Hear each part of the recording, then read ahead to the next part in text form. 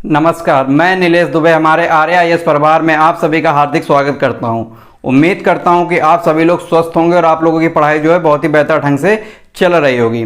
जैसा कि आपको सभी को पता होगा कि संस्थान के द्वारा यूपी टेट को लेकर और सुपर टेट को लेकर जो है निःशुल्क कक्षाएं चलाई जा रही हैं। तो पिछली क्लास में मैंने आपको बताया था कि यूपी टेट और सुपर टेट को लेकर क्या हमारा परीक्षा पैटर्न होगा, कौन कौन से सब्जेक्ट आएंगे, किस तरीके से हमें अपनी स्ट्रेटजी रखनी है जिससे हम की परीक्षा को पहली बार में ही क्रैक कर सकें। तो ये सारी चर्चाएं हम लोग पिछली क्लास में पिछले लेक्चर में कर चुके हैं और आपसे मैंने कहा था कि ये सारा सिलेबस जो है आप एक जगह पर अच्छे से पूरा नोट कर रख लेंगे, जिससे कि आपको अब जो क्या पढ़ना है और क्या नहीं पढ़ना है उसको समझने में बहुत ही सहायता मिलेगी। ठीक है, तो ये हमारी पिछली क्लास में हमने इतना पढ़ा हुआ था। आज हम लोग उन्हीं सब्जेक्ट में, मैंने बताया था कि कुछ सब्जेक्ट जो है यूपी टेट में भी कॉमन होते हैं, कुछ सब्जेक्ट जो है सुपर टेट में, दोनों में कॉमन होते हैं जो कि स्कोरिंग होते हैं, जिन्हें हम फाउंडेशन सब्जेक्ट बोलते हैं। तो उनको हम पहले पढ़ेंगे क्योंकि कुछ बच्चे जो है हमारे यूपी टेट की तैयारी कर रहे हैं और जिनका यूपी टेट क्लियर है ऑलरेडी पहले से, वो सुपर टेट की तैयारी कर रहे हैं। तो दोनों ही स्टूडेंट को ध्यान में रखकर हम संस्कृत की क्लास जो है आज से प्रारंभ करने जा रहे हैं। तो जिन्होंने भी अभी तक एक नई कॉपी नहीं बनाई है वो संस्कृत की आज से एक बिल्कुल सब्जेक्ट की एक नई कॉपी बना लेंगे और जिस तरीके से मैं आपको ये लिखा रहा हूं वो पूरा एज इट इज पूरा नोट कर लेंगे। और जिनको स्क्रीनशॉट लेना है वो स्क्रीनशॉट ले लें, क्योंकि अभी मैं इसमें जो है लिख दूंगा, जब समझाऊंगा तो अभी स्क्रीनशॉट ले लें, इसको एज इट इज अपनी कॉपी में बिल्कुल नोट करेंगे। इसके बाद अब हम लोग कुछ पढ़ने के बारे में चर्चा कर लें 2 मिनट कि किस तरीके से हम लोग अब आगे कक्षाएं अपनी प्रारंभ करेंगे, किस तरीके से पढ़ाई करेंगे। तो पढ़ने का तरीका हमारा ये होगा कि जैसा कि आज हम आपको ये टॉपिक पढ़ा रहे हैं, ठीक है, तो आज हमने ये टॉपिक पढ़ाया, अगले दिन इसी टॉपिक की प्रश्नोत्तरी हम कराएंगे अगले वीडियो के माध्यम से, जिससे कि आप उस टॉपिक को पढ़ेंगे, आपके पास 1 दिन का समय होगा उसको तैयार करने के लिए। अगले दिन उसकी आप प्रश्नोत्तरी करेंगे जिससे आपको डेली का डेली अंदाजा लगेगा कि हम उस टॉपिक से कितना पढ़ पा रहे हैं और कितना हम कर पा रहे हैं। ठीक है, तो इस तरीके से हम पूरी अपने सारे सब्जेक्ट को धीरे धीरे कवर करेंगे और बिल्कुल निश्चिंत हो जाना कि आपसे अच्छी तैयारी किसी की नहीं होगी। बस जितना कराता चलूं उतना मेरे अकॉर्डिंग करते चलिएगा, परीक्षा 101% गारंटी से आप पास करेंगे। मैं गारंटी लेता हूं इस बात की, लेकिन बस आपसे मुझे बस इतना चाहिए कि मेहनत लगातार मेरे साथ आपको लगातार करनी है, जितना जैसे कराता चलूं उतना करते चलिएगा। ठीक है, तो संस्कृत क्लास की कड़ी में आज हम जो अपना सब्जेक्ट लेके आए हैं संस्कृत, वो संस्कृत आज हम लोग स्टार्ट करते हैं इस सब्जेक्ट को लेकर। तो सबसे पहले तो आपको ये पता होना चाहिए कि संस्कृत के बारे में कुछ बातें कही जाती हैं। क्या बातें कही जाती हैं तो आपने सुन रखा होगा, कुछ लोग कहते हैं संस्कृत जो है हमारी बहुत ही प्राचीन भाषा है, कुछ लोग कहते हैं संस्कृत जो है हमारी देवों की भाषा है, देवताओं की भाषा है, कुछ लोग कहते हैं श्रेष्ठ जनों या आर्यों की भाषा है संस्कृत। तो संस्कृत के बारे में कई सारी जो बातें चलती चली आ रही हैं, ठीक है, सुनने को मिलती होंगी। कुछ लोग कहते हैं संस्कृत जो है शुद्ध, परिमार्जित, परिनिष्ठित भाषा है। ठीक है, लेकिन अब इसका कोई तथ्य तो होना चाहिए, किस आधार पर। अगर आपसे किसी ने पूछ लिया, मान लीजिए एक व्यक्ति जो है हिंदी वाला खड़ा है, एक संस्कृत वाला खड़ा है, एक इंग्लिश वाला खड़ा है। अब हिंदी वाला कहेगा कि नहीं हमारी भाषा सबसे प्राचीन है, इंग्लिश वाला कहेगा हमारी भाषा सबसे प्राचीन है, और संस्कृत वाला तो ऑलरेडी कह ही रहा है कि हमारी भाषा सबसे प्राचीन है। तो इस बात को आप सिद्ध कैसे करेंगे? आप संस्कृत के अगर स्टूडेंट हैं तो इस बात को सिद्ध कैसे करेंगे कि संस्कृत हमारी सबसे प्राचीन भाषा है? तो उसको सिद्ध करने के लिए आपको ग्रंथों का आधार लेना पड़ेगा। ग्रंथों के आधार पर आप कहेंगे। ग्रंथ किस तरीके से? तो आपने सुन रखा होगा ये जो हमारे वेद हैं, ब्राह्मण हैं, आरण्यक है, उपनिषद हैं, वेदांग हैं, ये सब हमारे ग्रंथ हैं। तो ये ऑलरेडी बहुत ही प्राचीन है। किसने लिखा है ये पता ही नहीं है, ये संकलित किए गए हैं, जिन्हें अपौरुषेय नाम से जाना जाता है वेदों को। ठीक है, तो इन जो ऑलरेडी इतने प्राचीन हैं, जो सबसे प्राचीन हैं, वो जिस भाषा में हमें मिलेंगे, ठीक है, तो वो भाषा ऑलरेडी अपने आप में प्राचीन होगी। तो इन सब का उल्लेख जो है संस्कृत भाषा में मिलता है, या फिर ये कहें कि ये सारे जो ग्रंथ हैं ये संस्कृत भाषा में हैं। ठीक है, तो संस्कृत भाषा हमारी प्राचीन भाषा हो जाएगी, सबसे प्राचीन भाषा। और इसी के संस्कृत से, इसीलिए देखिए आप जानते होंगे संस्कृत से ही फिर आगे चल के हिंदी निकलती है। ठीक है, तो कोई आपसे पूछे संस्कृत हमारी सबसे प्राचीन भाषा है, इस बात को सिद्ध करें, तो आप बोलेंगे कि ग्रंथों के आधार पर हम इस बात को सिद्ध कर सकते हैं, क्योंकि ये ग्रंथ ऑलरेडी इतने प्राचीन है और इसलिए संस्कृत जो है हमारी सबसे प्राचीन भाषा होगी। ठीक, अब इसके बाद कल एक स्टूडेंट ने मुझसे क्वेश्चन पूछा था, सर पेपर में क्वेश्चंस किस तरीके से पूछे जाएंगे। तो देखिए, जो टॉपिक मैं पढ़ाता जाऊंगा यहीं के यहीं आपको क्वेश्चन भी बताता जाऊंगा कि इस टॉपिक से इस तरीके के क्वेश्चन पूछे जा सकते हैं। ठीक है, तो सबसे पहला क्वेश्चन तो आपको ये नाम से ही आएगा। देखिए पेपर में संस्कृत में कुछ ऐसे शब्द हैं जैसे संस्कृत हो गया, व्याकरण हो गया, समास हो गया, संधि हो गया, कारक हो गया। इन शब्दों को लेकर ही क्वेश्चन बन जाता है कि इन शब्दों में कौन धातु क्या है, उपसर्ग क्या है, प्रत्यय क्या है, किन किन चीजों से शब्द ये मिलकर बने हुए हैं। तो आप पढ़ रहे हैं आज संस्कृत, तो संस्कृत को ही जान लीजिए कि किस किस से संस्कृत मिलकर बना हुआ है। तो आप यहां पर देख सकेंगे संस्कृत शब्द जो हमारा है वो हमारा सम उपसर्ग से मिलकर बना है। इसमें क्री धातु है और अक्त प्रत्यय है। ठीक है, सम उपसर्ग ये हमारा जो है हमारा धातु के पहले जो आता है उसको हम बोलते हैं उपसर्ग। ये अभी आगे चल के आपको पढ़ाएंगे। अभी यहां जान लीजिए कि जो धातु के पहले आता है उसको हम बोलते हैं उपसर्ग, और जो धातु के बाद आता है, धातु के बाद जो आएगा उसको हम बोलेंगे प्रत्यय। तो क्वेश्चन पेपर में आएगा कि संस्कृत शब्द में जो है धातु क्या है, तो आप बोलेंगे क्री धातु है। संस्कृत शब्द में उपसर्ग क्या है, तो सम उपसर्ग है। संस्कृत शब्द में प्रत्यय क्या है, तो अक्त प्रत्यय है। अब इसमें एक चीज आप ये ध्यान दीजिएगा कि मैंने यहां पर लिखा है कि सुट का आगम, संस्कृत शब्द में जो है हमारा सुट का आगम होता है। ठीक है, अब सुट का आगम क्या है, तो देखिए सम उपसर्ग तो आपको समझ में आ गया, सम उपसर्ग तो आपको समझ में आ गया, क्रिय धातु तो आपको समझ में आ गई, अक्त प्रत्यय तो आपको समझ में आ गया। अब जैसे मैथ में हम पढ़ते हैं कि हमें, जैसे आपने पहले अलजेब्रा में पढ़ रखा होगा कि कुछ चीजें होती हैं जब हमको कोई संख्या माननी होती है तो हम एज्यूम कर लेते हैं उसको मैथ में कि माना कि ये x इतना y इतना। तो इस तरीके से ही अब यहाँ पर हमारा ये शब्द नहीं बन पा रहा था संस्कृत, यहाँ पर हमें इस सा की भी जरूरत थी।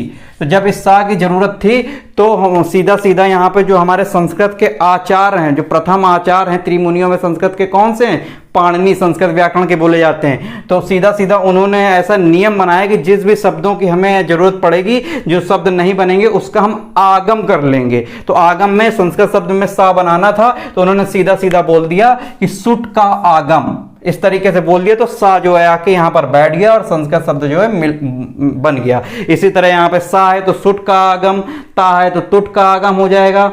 जो भी शब्द होगा उसका उस तरीके से आगम हो जाएगा। तो ये आपको यहाँ से पहला ही क्वेश्चन बनेगा कि संस्कृत शब्द जो है हमारा, संस्कृत शब्द में उपसर्ग क्या है, तो सम उपसर्ग पूर्वक क्रिय धातु और अक्त प्रत्यय से संस्कृत शब्द जो है हमारा मिलकर बना है। ये पहला क्वेश्चन आपका देखिए यहीं से बनेगा।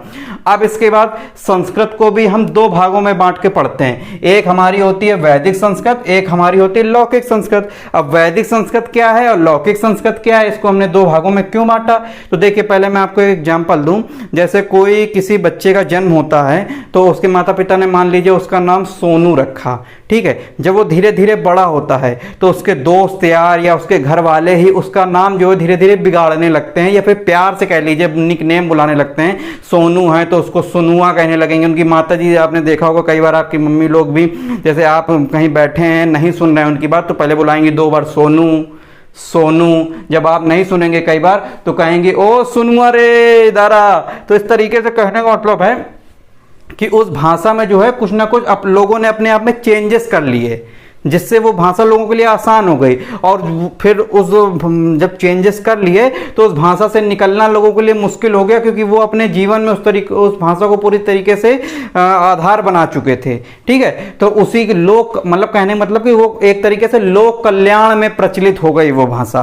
तो जो प्राचीन संस्कृत थी वो हमारी बहुत ही समृद्ध थी, जो केवल ऋषि मुनियों जो बड़े बड़े आचार्य लोग थे वही बोल पाते थे, समृद्ध थी। लेकिन समय के अनुसार धीरे धीरे संस्कृत भाषा में अवनति हुई और अवनति होते होते संस्कृत जो है हमारी लौकिक संस्कृत में बदल गई। ठीक है, अवनति होने के बाद ये हमारी धीरे धीरे लौकिक संस्कृत में बदल गई। तो जो हमारी वेदों की भाषा है ये सब हमारी, इन सब में जो संस्कृत यूज हुई है वो हमारी वैदिक संस्कृत है। और जो हमारी जो आप व्याकरण पढ़ रहे हैं इस समय, जो पढ़ेंगे जिससे आपके पेपर में लगभग 27-28 क्वेश्चन आएगा 30 नंबर में, ठीक है, वो हमारी लौकिक व्याकरण के अंतर्गत हम पढ़ेंगे उस व्याकरण को। तो संस्कृत को हम दो भागों में बांट कर पढ़ेंगे, वैदिक संस्कृत और लौकिक संस्कृत। तो सबसे पहले वैदिक संस्कृत के पार्ट को देख लेते हैं कि वैदिक को भी हम दो भागों में बांटेंगे, एक वैदिक साहित्य और वैदिक व्याकरण। इसी तरह लौकिक को भी हम बांटेंगे दो भागों में, लौकिक साहित्य और लौकिक व्याकरण। अब सुनिए, पेपर में क्वेश्चन आपके कहाँ कहाँ से आता है वो जान लीजिए कि वैदिक साहित्य से आपका ये मान के चलिए कि 1 या 2 नंबर का क्वेश्चन यहाँ से आएगा, वैदिक साहित्य से आता है, जो अक्सर लोग नहीं पढ़ाते हैं या फिर क्वेश्चन आता है वहां से गलत करके आते हैं। वैदिक व्याकरण से आपका कोई क्वेश्चन नहीं आएगा यूपी टेट सुपर टेट में, इसलिए ये पोर्शन आपको नहीं पढ़ना है। इसमें वैदिक साहित्य का केवल पोर्शन पढ़ना है। लौकिक साहित्य में से भी आपका क्वेश्चन 1 या 2 नंबर का आता है, ठीक। और जो आपके 27 28 नंबर के जो क्वेश्चन 30 नंबर में अकेले आते हैं लौकिक व्याकरण से आते हैं। तो सबसे ज्यादा इंपॉर्टेंट पोर्शन है आपका लौकिक व्याकरण, जिसको हम बहुत ही ज्यादा डिटेल में पढ़ेंगे। तो लौकिक व्याकरण को पढ़ने से पहले हम वैदिक साहित्य को देख लेते हैं, इसके बाद हम लौकिक साहित्य को देख लेंगे। और लौकिक साहित्य देखिए समय समय पर जो है हम बीच बीच में कुछ 2 कक्षाएं अभी हम स्टार्टिंग में लौकिक साहित्य की आपको बता रहे हैं, फिर इसके बाद हम लौकिक व्याकरण प्रारंभ कर लेंगे। फिर आगे चल के लौकिक साहित्य की कक्षाएं बीच बीच में समय समय पर आपको कराते रहेंगे और कुछ क्वेश्चन आंसर के माध्यम से तैयार करा देंगे, क्योंकि इससे 1-2 नंबर का क्वेश्चन आएगा, इससे भी 1-2 नंबर का क्वेश्चन आएगा। लेकिन सबसे ज्यादा इंपॉर्टेंट पार्ट है आपका लौकिक व्याकरण, जैसे 27 से 28 नंबर के क्वेश्चन बनेंगे, ठीक है। तो अब आपको वैदिक साहित्य में आपको सबसे पहले देखना है, तो इस वैदिक साहित्य के अंतर्गत आपको क्या क्या आते हैं। वैदिक साहित्य के अंतर्गत देखिए क्या क्या आता है। वेद आता है, ब्राह्मण आता है, आरण्यक आता है, उपनिषद आता है, वेदांग आता है। ये सारी चीजें हमको वैदिक साहित्य में देखनी है, ठीक है। अब जो वेद हैं, वेदों पर ही हमारे ब्राह्मण ग्रंथ लिखे गए हैं, वेदों पर ही हमारे आरण्यक लिखा गया है, वेदों पर ही हमारा उपनिषद लिखा गया है, और वेदों के ही अंग जो हैं वेदांग हैं। तो पहले क्वेश्चन पेपर में बना नहीं है, लेकिन अगर बन जाए कि हमारे ब्राह्मण ग्रंथ जो हैं किससे संदर्भित हैं, तो आप लिखेंगे कि ब्राह्मण ग्रंथ जो है हमारे वेदों से ही संदर्भित हैं। आरण्यक ग्रंथ हमारे किससे संदर्भित हैं, आरण्यक ग्रंथ जो है हमारे वो भी हमारे वेदों से ही संदर्भित हैं। तो ये हमारा वैदिक साहित्य का पोर्शन है। वैदिक साहित्य के अंतर्गत क्या क्या आता है। वेद आता है, ब्राह्मण आता है, आरण्यक आता है, उपनिषद आता है और वेदांग आता है। अब वेद आपको पता है कि 4 प्रकार के वेद हैं, जो हमारे वेद आपको पता है 4 प्रकार के हैं। तो कौन कौन से वेद हैं आपको पता होंगे नाम। ऋग्वेद है, यजुर्वेद है, सामवेद है, अथर्ववेद है। अब इसमें क्वेश्चन कहां से आएगा वो देखिए। सबसे पहला क्वेश्चन तो आपका यही आएगा कि सबसे प्राचीनतम वेद कौन सा है। तो सबसे प्राचीनतम वेद जो है हमारा ऋग्वेद जो है हमारा सबसे प्राचीनतम वेद है, ठीक है। इसके बाद पूछेगा सबसे नवीनतम वेद कौन सा है या सबसे अर्वाचीन। ये देखिए वर्ड जो आया है सबसे नवीनतम या सबसे अर्वाचीन वेद कौन सा है आपका अथर्ववेद। तो ये 2 तरह के क्वेश्चन वेदों से ही बनेंगे जो कि वैदिक साहित्य के अंतर्गत आएंगे। क्या क्या क्वेश्चन बनेंगे कि सबसे प्राचीनतम वेद कौन सा है, ऋग्वेद। सबसे नवीनतम या अर्वाचीन वेद कौन सा है, अथर्ववेद।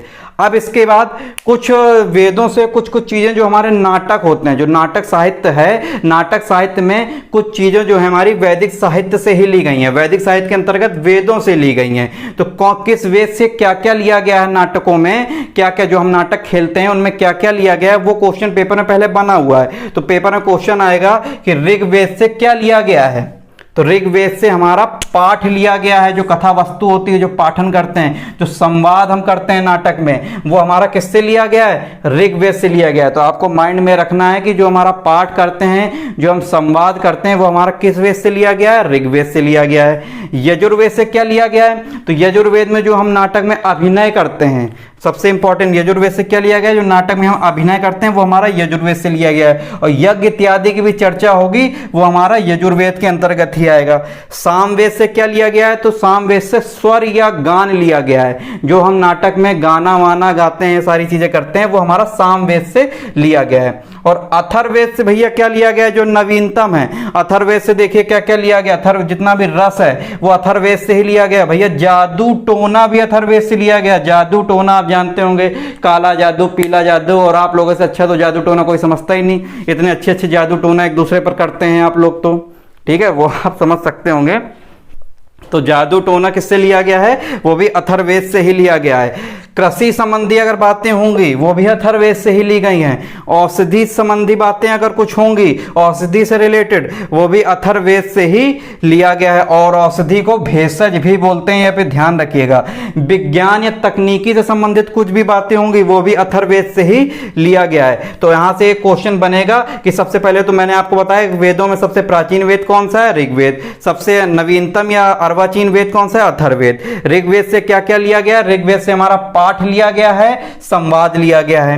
यजुर्वेद से हमारा अभिनय लिया गया है और यज्ञ संबंधी चर्चा होगी तो यजुर्वेद में। सामवेद से हमारा स्वर लिया गया है या फिर गान, जो गाना संबंधी चीजें होती हैं वो सामवेद के अंतर्गत आती हैं। और अथर्ववेद से देखिए रस है, जादू टोना है, कृषि है, औषधि है, तकनीकी विज्ञान से संबंधित बातें जो होंगी वो अथर्ववेद के अंतर्गत आएंगी। तो वैदिक साहित्य में हमको वेद पढ़ना था कि वेद से रिलेटेड क्या क्या चीजें हमारे नाटकों में ली गई हैं, ये क्वेश्चन आता है, इसलिए हमने वैदिक साहित्य के अंतर्गत वेदों को देखा। अब इसके बाद ब्राह्मण, आरण्यक, उपनिषद से क्वेश्चन नहीं बना हुआ है, इसलिए इसको बस इतना ही समझ लेंगे कि ये वैदिक साहित्य का ही पार्ट है, ब्राह्मण, आरण्यक, उपनिषद। बस इससे पूछा जाएगा तो इतना ही पूछा सकता है कि ब्राह्मण ग्रंथ किनसे संदर्भित है? ब्राह्मण ग्रंथ वेदों से ही संदर्भित है, अर्थात वेदों पर ही लिखे गए हैं। आरण्यक भी वेदों पर ही लिखे गए हैं, उपनिषद भी वेदों पर ही लिखे गए। अब इसके बाद आपको अगला पोर्शन देखना है वेदांग, जहां से क्वेश्चन बना हुआ है वेदांग। अब वेदांग का आप संधि विच्छेद करेंगे तो वेदांग का मतलब ही निकल के आएगा कि वेदों के अंग, मतलब जैसे हमारे शरीर का पार्ट होता है ना, हाथ, पैर, आंख, कान, नाक, ये सारे क्या है? हमारे शरीर के अंग हैं। उसी तरह वेदों के भी कुछ अंग हैं। तो पेपर में क्वेश्चन आया हुआ है कि वेद रूपी पुरुष का शिक्षा क्या है, वेद रूपी पुरुष का छंद क्या है। तो इसी तरह वेदांग आपको देखना है कि वेदांग के अंतर्गत आपको क्या पढ़ना है। तो जैसे आपने वेद पढ़े कि वेद हमारे 4 थे, उसी तरह वेदांग मतलब वेदों के अंग जो है हमारे, उनके प्रकार जो है हमारे 6 प्रकार के जो हमारे वेदांग हमको पढ़ने हैं। कौन कौन से वेदांग हमको देखने हैं? तो शिक्षा है, वेद पहले तो 6 नाम देख लीजिए। शिक्षा है, इसके बाद कल्प है, इसके बाद व्याकरण है, इसके बाद निरुक्त है, इसके बाद छंद है, इसके बाद ज्योतिष है। ये हमारे वेदांग जो है हमारे 6 प्रकार के हैं। कौन कौन से? शिक्षा है, कल्प है, व्याकरण है, निरुक्त है, छंद है, ज्योतिष है। ये हमारे 6 वेदांग हैं। ठीक है, अब किस वेदांग को वेद का क्या कहते हैं? ठीक है, जैसे हमारे शरीर के इस पार्ट को क्या बोलते हैं? आप शरीर के इस पार्ट को हाथ बोलते हैं, इस पार्ट को नाक बोलते हैं, इस पार्ट को कान बोलते हैं, इस पार्ट को आंख बोलते हैं। इसी तरह वेदों के भी ये जो 6 अंग बनाए गए हैं, किस पार्ट को क्या बोलते हैं? दूसरी तरह जो वेदों का जो शिक्षा है, जो हमारा वेदों का, वो वेदों का कौन सा अंग है? तो शिक्षा को घ्राण बोलते हैं, अर्थात नासिका बोलते हैं। मतलब वेदों की नासिका है जो है शिक्षा का, जो है शिक्षा है। तो ऐसे क्वेश्चन यहां से पूछेगा कि वेद रूपी पुरुष का शिक्षा क्या है? तो वेद रूपी पुरुष का शिक्षा घ्राण है। इसी तरह क्वेश्चन आएगा कि वेद रूपी पुरुष का कल्प क्या है? तो वेद रूपी पुरुष का कल्प हाथ है। अब 2 हाथ होते हैं तो हस्ता हो जाएगा। इसी तरह वेदांग जो शिक्षा, वेद रूपी पुरुष का व्याकरण क्या है? मुख है। इसी तरह निरुक्त क्या है? कान है, कान को हम स्रोत भी बोलते हैं कारकालिका में। इसके बाद छंद क्या है? तो छंद जो है हमारा, छंद पैर होगा, यहाँ पे पैर लिख लीजिए, छंद जो है हमारा पैर होगा, यहाँ पे इसको लिख लीजिए पैर। ठीक, और ज्योतिष को लिख लीजिए, ज्योतिष होगा हमारा नयन। वेद रूपी पुरुष का ज्योतिष क्या है? नयन है। अब छंद आपने, अब इसको याद किस तरीके से करेंगे? तो आपको देखिए ये 6 नाम आप रिवाइज करिएगा, याद हो जाएंगे कि वेदांग के अंतर्गत कौन कौन से नाम आते हैं। शिक्षा, कल्प, व्याकरण, निरुक्त, छंद, ज्योतिष। ठीक है, तो शिक्षा आपको मैंने बताया कि वेद रूपी पुरुष का शिक्षा क्या है? घ्राण या नासिका है। कल्प, कल्प जो मैंने आपको बताया कि हाथ है जो हमारे हंसता हुआ है। व्याकरण क्या है? व्याकरण हमारा मुख है। निरुक्त हमारा कान है। अब छंद जो हमारा पैर है। पैर, आप छंद, आपको पता है कि छंद जो आप पढ़ते हैं, जब तक ज्ञता नहीं होती तो आगे नहीं बढ़ती पंक्तियां। उसी तरह और छंद का काम होता है आगे बढ़ाना। ठीक है, और आप ये तो समझने की दृष्टि से आप समझ लीजिए, याद करने की दृष्टि से आपने गाना सुना होगा, छनन छनन बाजे पायल, इस तरीके से कुछ गाना है, तो पैर से संबंधित है ना। पायल कहाँ बजती? छनन छनन, पैर में ही। तो छंद क्या है? पैर है। ज्योतिष आप देखते हैं तो ज्योतिष क्या? दूर की दृष्टि, दूर दृष्टि जो आप देखते हैं, ज्योतिष भाग्य देखते हैं उसका, वो जो दृष्टि होती है, तो उसको नयन से संबंधित आप कर लेंगे। मतलब याद करने के तरीका बता रहा हूं कि आप इस तरीके से चीजों को याद कर सकते हैं। तो छंद क्या है? पैर है। ज्योतिष क्या है? नयन है। शिक्षा जो हमारा घ्राण या नासिका है। कल्प जो हमारा हाथ है। व्याकरण हमारा मुख है। और निरुक्त हमारा कान या स्रोत है। इतना आपको अच्छे से वैदिक साहित्य का पार्ट आपको समझ में आ गया होगा। वैदिक साहित्य के अंतर्गत हमको इतना देखना था, आपने सारी चीजें देख ली। अब वैदिक व्याकरण हमको पढ़ना नहीं, यहां से क्वेश्चन आता नहीं है, वो मैंने आपको बता दिया। अब इसके बाद आएंगे लौकिक साहित्य में। तो लौकिक साहित्य को भी हम थोड़ा सा डिटेल में देखेंगे, लेकिन अभी यहाँ पर लौकिक साहित्य को हम 1 या 2 क्लास में पढ़ेंगे। इसके बाद हम लौकिक व्याकरण प्रारंभ कर लेंगे, जहां से आपके मेनली ज्यादा क्वेश्चन आते हैं, और लौकिक साहित्य को हम बीच बीच में पढ़ते रहेंगे। तो आज की क्लास में हमें लौकिक साहित्य में क्या पढ़ना है? लौकिक साहित्य में हमें आज की क्लास में सबसे पहले रामायण के बारे में पढ़ना है और महाभारत के बारे में पढ़ना है। ये हमारे लौकिक साहित्य का ही हिस्सा है। तो सबसे पहला क्वेश्चन देखिए यहां से यही बनेगा कि लौकिक साहित्य का, संस्कृत में लौकिक साहित्य का पहला काव्य कौन सा है? संस्कृत का लौकिक साहित्य का पहला काव्य कौन सा है? तो यहां से आपको डायरेक्टली क्वेश्चन होगा कि लौकिक साहित्य का पहला काव्य जो है हमारा रामायण है। ठीक है, और जब रामायण पहला है तो इसीलिए उसको आदि काव्य बोल दिया गया। आपने आदि अंत नाम सुन रखा हो, कुछ लोग आदि और अंत शब्द में बहुत ज्यादा कंफ्यूज होते हैं। आप वो सुने होंगे कि ना उसका आदि है ना इसका अंत है। आदि मतलब होता है प्रारंभ और अंत मतलब आपको पता ही है। तो लौकिक साहित्य का जो हमारा पहला काव्य कौन सा है? रामायण है। तो ये हमारा क्या हो जाएगा? ये हमारा जो आदि काव्य हो जाएगा, सबसे पहला है। और इनको रामायण को लिखने वाले रचयिता कौन है? किसने रामायण लिखी? वाल्मीकि ने लिखी। तो जब आदि काव्य को लिखा है वाल्मीकि ने, तो जो लिखने वाले वाल्मीकि हैं वो क्या हो जाएंगे? वो आदि कवि कहलाएंगे। ठीक है, यहां पे कुछ लोग कंफ्यूज होते हैं, ध्यान रखिएगा। जो रामचरितमानस है वो तुलसीदास ने लिखा हुआ है और वो अवधी भाषा में लिखा हुआ है। और ये जो आपका रामायण है वो वाल्मीकि ने लिखा हुआ है और ये संस्कृत भाषा में लिखा हुआ है। ठीक है, ये ध्यान रखेंगे। रामायण जो हमारी संस्कृत भाषा में लिखी गई है, वाल्मीकि ने लिखी गई। तो लौकिक साहित्य का पहला काव्य कौन सा है? रामायण, जिसको हम आदि काव्य के नाम से जानते हैं। और इसके बाद लौकिक साहित्य का जो रामायण किन्होंने लिखी है? वाल्मीकि ने लिखी हुई है। ठीक है, इसके बाद अब आपको सबसे इंपॉर्टेंट क्वेश्चन जो रामायण से आएगा, जो आपको याद रखना है, कभी नहीं भूलना है कि रामायण में कौन सा रस है। ये तो क्वेश्चन जरूर आता है पेपर में कि रामायण में कौन सा रस है और महाभारत में कौन सा रस है। आप रामायण में सुने होंगे कि राम जी ने की सेना ने युद्ध किया रावण से, तो आपको लगता होगा वीर रस है, जबकि वीर रस नहीं है रामायण में। ध्यान दीजिएगा, रामायण में जो है हमारा करुण रस है। ये चीज बिल्कुल मन में बैठा लीजिएगा, करुण रस है। क्योंकि आपको भी पता है राम और सीता जी का जन्म पूरा करुणामय है। पूरा जीवन राम जी को सुख नहीं मिला। ठीक है, पूरे जीवन 14 वर्ष का, जब राजा बने सीधा 14 वर्ष का वनवास उनको स्वीकार करना पड़ा। तो कभी भी क्वेश्चन है पेपर में कि रामायण में कौन सा रस है? करुण रस है। और इसकी देखिए रामायण की शुरुआत ही करुणा से होती है। किस तरीके से होती है?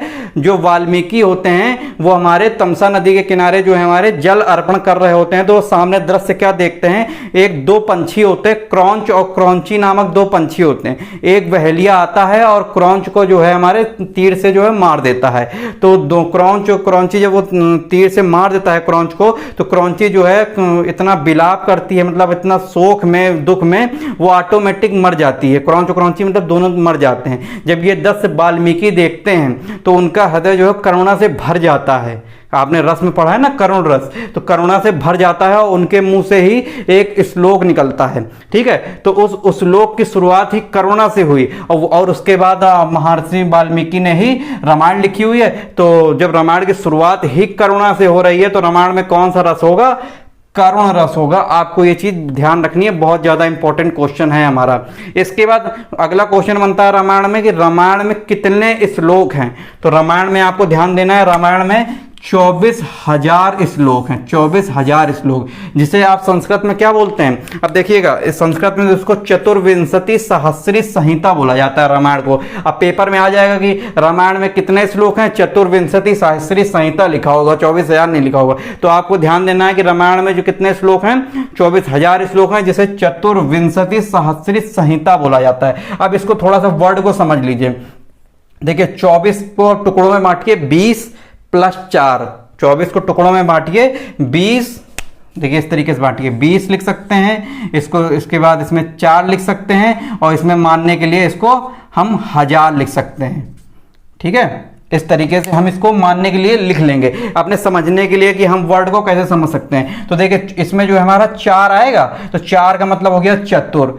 20 को संस्कृत में विंशति बोलते हैं, तो चतुर्विंशति हो गया। और जहां पर भी आपको 1000 दिखे मिलेगा वहां पे आप सहस्री लगाएंगे, तो ये हो जाएगा चतुर्विंशति सहस्री। और ये पूरा कलेक्शन है एक जगह पर, तो जहां पर कलेक्शन होता है संहिता है, मतलब बहुत ही निकट है। संहिता मतलब परः सन्निकर्षा संहिता, अत्यंत निकटता है उनमें। तो इसीलिए 24,000 को सीधा सीधा हम बोल देंगे चतुर्विंशति सहस्री संहिता। ठीक है, तो ये समझने के लिए मैंने आपको यहां से बता दिया कि 24,000 श्लोक हैं, तो उसको क्या बोलते हैं हम? चतुर्विंशति सहस्री संहिता। ठीक, तो ये भी क्वेश्चन आपका इंपॉर्टेंट, लेकिन सबसे ज्यादा इंपॉर्टेंट है कि रामायण में कौन सा रस है? करुण रस है। इसके बाद रामायण जो है हमारा कांडों में विभक्त है। जैसे कोई बुक होती है वो कई सारे चैप्टर में और अध्याय में बटी होती है, उसी तरह पूरी रामायण जो है हमारी किस में विभक्त है? कांडों में विभक्त है रामायण हमारी। अब पूछेगा कितने कांडों में विभक्त है, तो ये हमारा 7 कांडों में विभक्त है। अब लोगों को ये तो याद रहता है कि रामायण जो हमारी 7 कांडों में विभक्त है, लेकिन इसका क्रम भूल जाते हैं। ये कौन कौन से 7 कांड हैं? तो पहले तो आप ये 7 कांडों का नाम देख लीजिए। सबसे पहला कांड है बाल कांड, फिर इसके बाद है अयोध्या कांड, इसके बाद है हमारा अरण्य कांड, इसके बाद हमारा किष्किंधा कांड, फिर सुंदर कांड, युद्ध कांड या लंका कांड, या फिर उत्तर कांड। ठीक है, तो ये हमारे कुल 7 कांड देखने को मिलते हैं। अब इन कांडों को आप राम जी के जीवन से, जो उनके जीवन में घटनाएं रही हैं, उससे सीधा सीधा रिलेट कर लीजिए, कभी भूलेंगे नहीं।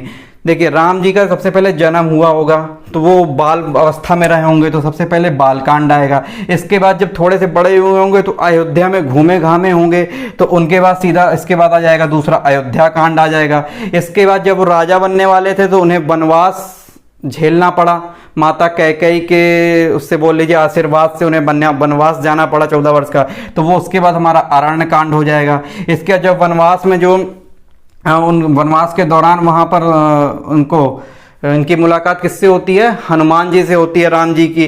तो वहाँ पर हनुमान जी जो है हमारे कहाँ किनके पास लेके जाते हैं? सुग्रीव के पास राम जी को लेके जाते हैं, और उससे सुग्रीव और वाली का युद्ध होता है और वाली की हत्या होती है, हत्या करते हैं। तो जो सुग्रीव और वाली का जो राज्य होता है उसका नाम होता है किष्किंधा। तो उसके बाद जो अरण्य कांड के बाद आ जाएगा हमारा किष्किंधा कांड।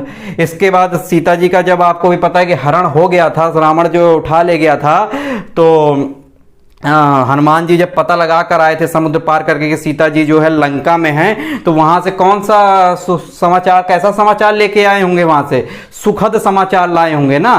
तो उसी सुखद समाचार में तो सुंदर एक हनुमान जी का भी नाम है सुंदर। तो इसके बाद हमारा सुंदर कांड आएगा किष्किंधा कांड के बाद। और जब हमें पता चल जाएगा कि हमारी पत्नी, या फिर कहने मतलब कि राम जी की पत्नी रावण के अधीन है, लंका में है, तो किसी का भी खून खौलेगा और फिर युद्ध होगा।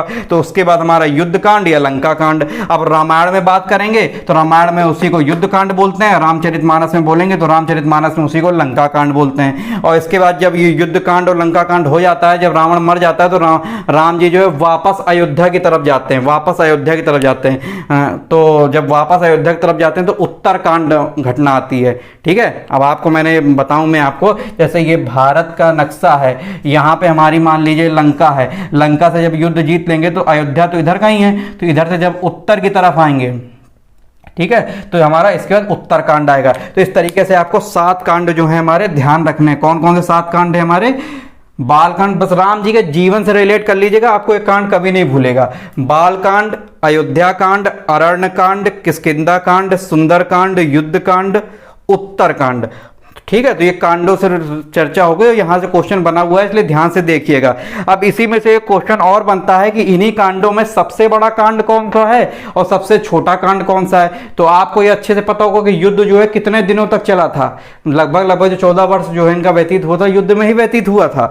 तो जो सबसे बड़ा कांड है वो यहाँ पर पूछेगा पेपर में, रामायण में जो सबसे बड़ा कांड कौन सा है, तो सबसे बड़ा कांड आप युद्ध कांड लगाएंगे। अब ये कांड जो जैसे कर रहा हूं, ये भैया वाला कांड नहीं है जो आप लोग बोलते हैं मैटर हो गया, ये वो कांड नहीं है। किसी आपने राम जी के पूरे जीवन को एक अध्याय में बांटा गया है, उसी का कांड नाम दिया गया है। तो पूछेगा सबसे बड़ा कांड कौन सा है? युद्ध कांड। इसी में से पूछेगा सबसे छोटा कांड कौन सा है? किष्किंधा कांड। तो ये आपको 2 क्वेश्चन याद रखने, पेपर में ये भी क्वेश्चन बने हुए हैं कि सबसे बड़ा कांड कौन सा है और सबसे छोटा कांड कौन सा है। तो ये रामायण से रिलेटेड जितनी बातें हो सकती थी लौकिक साहित्य के अंतर्गत, वो मैंने आपको बता दी।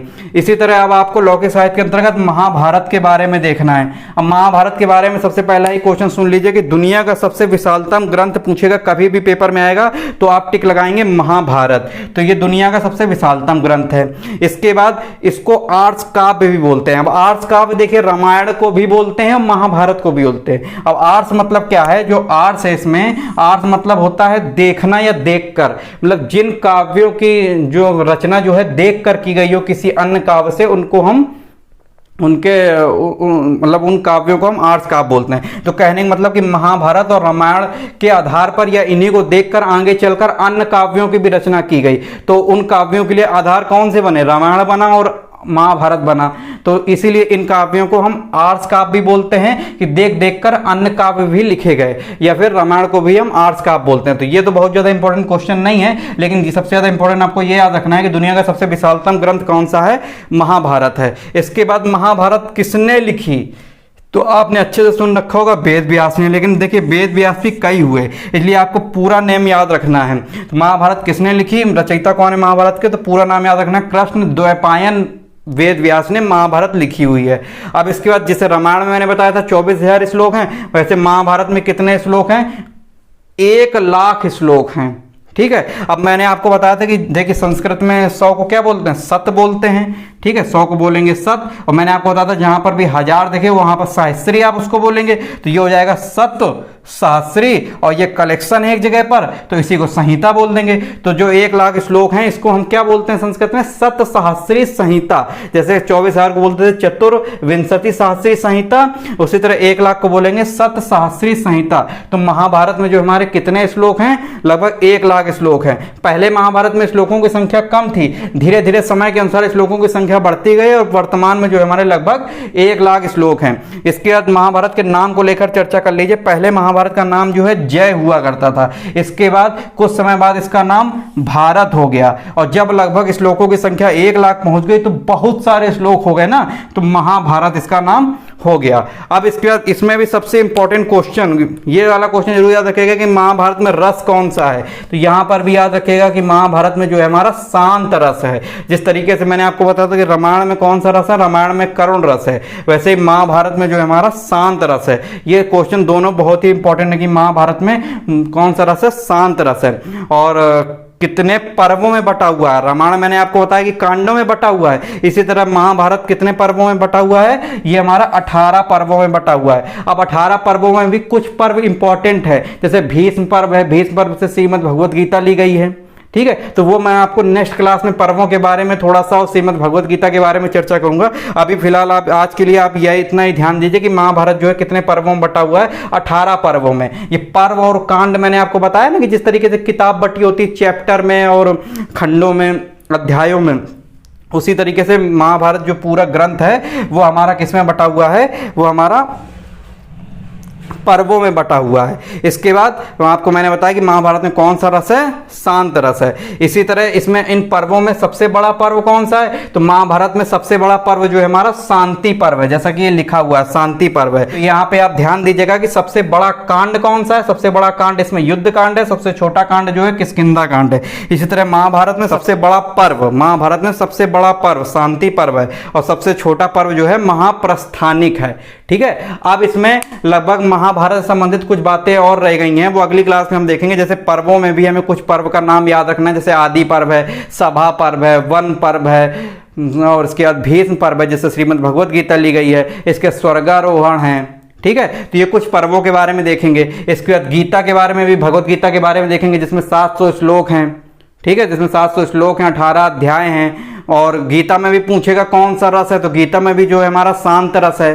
तो ये सारी चर्चाएं हम अगली क्लास में देखेंगे जो महाभारत से रिलेटेड रह गई हैं। फिलहाल आपने आज की क्लास में जो मैंने आपने लौकिक साहित्य के अंतर्गत महाभारत और रामायण जो बताया, अब इससे बाहर क्वेश्चन नहीं जाएगा, बस महाभारत का कुछ अलग टॉपिक अभी थोड़े से रह गए हैं कुछ, तो वो मैं अगली क्लास में आपको बताऊंगा। लेकिन इतना यहाँ पर लौकिक साहित्य में रामायण और महाभारत से सफिशिएंट है यूपी टेट और एसटेट के लेवल को देखते हुए।